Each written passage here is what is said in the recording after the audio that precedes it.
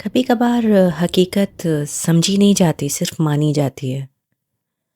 کیوں، کیسے، کس طرح؟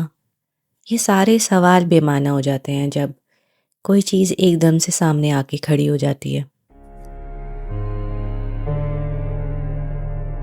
ہماری آج کی کہانی، قصہ، واقعہ، حقیقت یا جو بھی آپ اسے کہہ لیں، اسی بات کو ریفلیکٹ کرتی ہے۔ ایک ایسے گاؤں کی کہانی جو بہار انڈیا میں ہے، ایک چھوٹا سا گاؤں جہاں کے رہنے والے ایک خوف اور ایک ڈر میں رہتے ہیں۔ وہ اس خوف کو جیتے ہیں روز، انہوں نے اپنی آنکھوں سے دیکھا ہے۔ سن کر تو ایسا لگتا ہے کہ شاید کوئی بنی بنائی کہانی ہے، پر اس کہانی کے جو واقعے ہیں وہ ان کے دلوں پر آج تک نقش ہیں۔ تو ہیلو، السلام علیکم and welcome to She Talk Zindagi, where we speak about extraordinary stories of ordinary people. تو چلیے دیکھتے ہیں کہ ایسا کیا اس گاؤں میں ہو رہا ہے جس کی وجہ سے یہ گاؤں اتنی دہشت اور خوف میں رہتا ہے۔ گاؤں والوں کا کہنا ہے کہ ان کے گاؤں پر ایک چڑیل کا سایہ ہے جو اکثر رات کو اپنی سفید ساڑی میں گھومتی ہوئی انہیں نظر آتی ہے۔ قصہ کچھ یوں ہے کہ کافی سال پہلے اس گاؤں میں ایک ٹیلر ماسٹر ہوتا تھا، اور پھر اس ٹیلر ماسٹر کی شادی ہو گئی، پر اس کی مرضی کے خلاف۔ اس ٹیلر ماسٹر کو اپنی وائف سے کوئی لگاؤ نہیں تھا، کوئی محبت نہیں تھی، اور ایسے ہی کرتے کرتے اس کی وائف پریگننٹ ہوئی، اور ڈیلیوری کے دوران اس کی وائف مر گئی، چھوٹے سے بچے کو پیچھے چھوڑ کے۔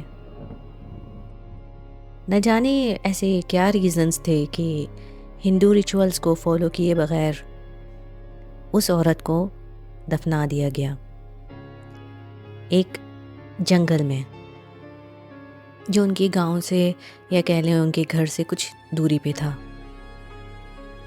دن گزرتے گئے یہاں تک کہ وہ بچہ شاید 4 یا 5 سال کا ہو گیا، اور پھر لوگوں نے اس بچے کو بتایا کہ تمہاری ماں کی قبر اس جگہ پہ ہوتی ہے۔ وہ چھوٹا سا بچہ جا کر اپنی ماں کی قبر سے لپٹ کر روتا تھا اور کہتا تھا، ماں واپس آ جاؤ، تم کیوں چلی گئی؟ روزانہ اس بچے کا یہی حال ہوتا تھا، کیونکہ گھر پر تو اس کا کوئی خیال کرنے والا تھا نہیں۔ اور پھر کیا ہوا؟ اور پھر یہ ہوا کہ گاؤں والوں کا کہنا ہے کہ اس بچے کی ماں واپس آئی، پر پورے گاؤں کے لیے ایک مصیبت بن کر۔ کہتے ہیں کہ وہ اکثر رات کو اپنی قبر میں سے نکل کر اپنے گھر جاتی ہے، ہر روز ایک ہی رستے سے، اور اگر اس کے رستے میں کوئی آیا تو وہ اس کا جینا بحال کر دیتی ہے۔ یہاں تک کہا جاتا ہے کہ اگر اس کی قبر کے قریب سے کوئی پریگننٹ عورت گزرے یا کوئی چھوٹا بچہ گزرے تو ان کے اوپر مصیبت مسلط ہو جاتی ہے۔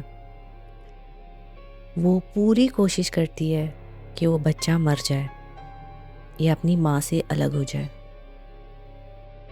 ایک رات کا واقعہ ہے کہ ایک کپل، ہسبینڈ اینڈ وائف، وہ کہیں ٹریول کر کے اس گاؤں میں آئے۔ رات کا وقت تھا اور ان کو گھر مل نہیں رہا تھا۔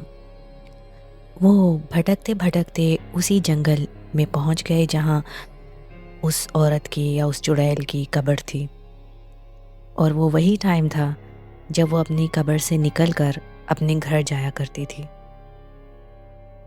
ان دونوں ہسبینڈ اینڈ وائف نے اسے دیکھ لیا، اور جب اس کی نظر، اس چڑیل کی نظر ان دونوں پر پڑی تو اس نے خون خوار آواز سے ان کو ایک دھمکی دیتے ہوئے کہا کہ میں تمہیں زندہ نہیں چھوڑوں گی، تمہاری ہمت کیسے ہوئی میرا رستہ کاٹنے کی۔ دونوں ہسبینڈ اینڈ وائف ڈر کے مارے وہیں کے وہیں سن ہو گئے اور ان کی آواز نہ نکلی۔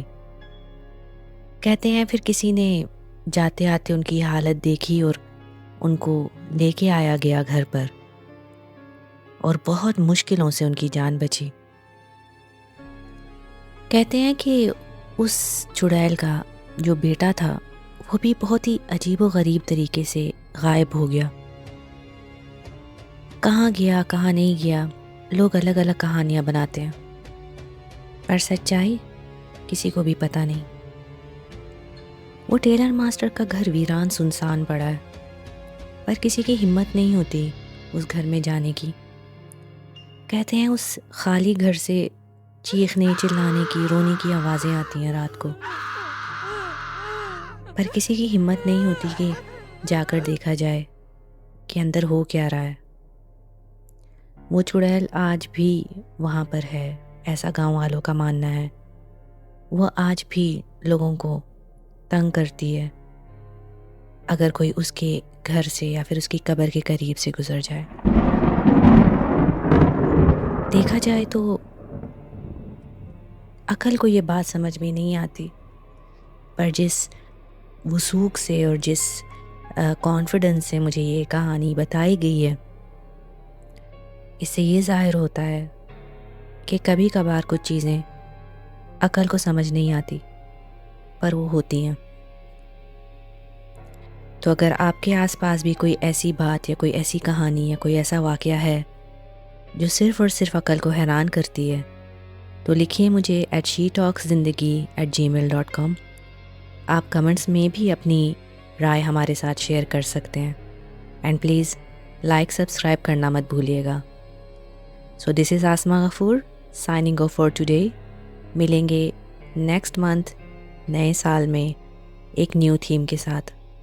تب تک آپ سب کو ہیپی نیو ایئر، اور میں دعا کرتی ہوں کہ آپ کا یہ نیا سال خوشیوں سے فل ہو اور اچیومنٹ سے بھرا ہو۔ اللہ حافظ۔